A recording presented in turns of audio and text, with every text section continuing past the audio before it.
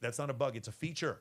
It's a feature. It's good that your wife has unconditional love for your child. It's good that that happens. But what does that mean? It means she'll never have unconditional love for you. Very true. Real quick, can you describe men that always say that, man, like she wanted something different or she's not like the other girl? Yeah.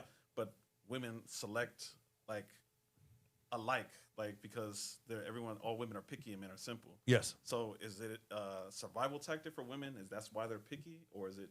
Well, of course, it's survival. Yeah, yeah. So women have more of an aversion to disgust than men. Meaning, like when there's a roach in the room, or there's a snake, or there's like rotting food or whatever. They've done experiments. Women, their aversion to disgust is greater than men.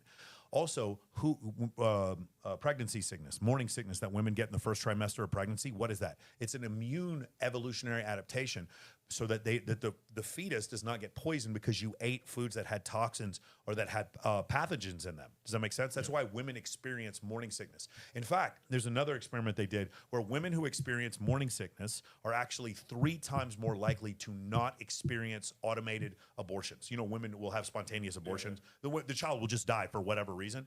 That'll happen because women eating bad foods. The way that they protect is they vomit. Women have an aversion to meat during the first trimester. What is that? It's an evolutionary adaptation to protect the fetus. In every case, this is falsifiable, never falsified. Women are more picky because they have more to lose because they invest more in the offspring. And because they're more picky, hypergamy exists. And because she keeps aiming higher and higher, the average man then gets no chance. And then when she finally settles down and does get married around the age of 30, the average age of first marriage in the United States is 30. For women, when they finally do settle down, then at that point, average age is 29.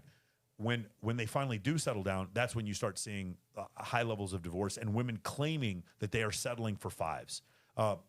Alexander Datesite did one study where he said men will tend to settle for 8s and 80% of what they want, and women will settle for 5s. And the thing is, they're not settling for 5s. They're settling for 8s. It's just they don't know what an 8. The reason why they're ending up with 5s is because there aren't enough 8s to go around. The reason why the barista does not date the billionaire is because there's not enough billionaires. The reason why assortative mating happens is not because hypergamy isn't real. The reason why it happens is because of economics. It's not a function of hypergamy, it's a function of economics. So I think a lot of people lose that idea. And so what happens is these women who ended up with the men they were supposed to be with anyway, they say they're settling, and then they end up getting divorced. 70 to 80% of divorces are initiated by women, and there's a 56% divorce rate in the United States. And 56% divorce rate, if you take that 44% that did not get divorced, you cut that in half of those people are not happy. So those 22% are unhappy and just stayed married. So we have divorce works about 22% of the time. Realistically, about 22% of the time marriage works about 22% of the time.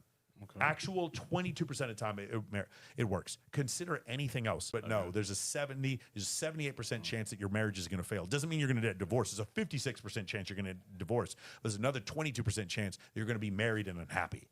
Can you imagine? Yeah. But we never tell this truth. Really true. Yeah. I like the way you broke down the numbers for you guys. Yep.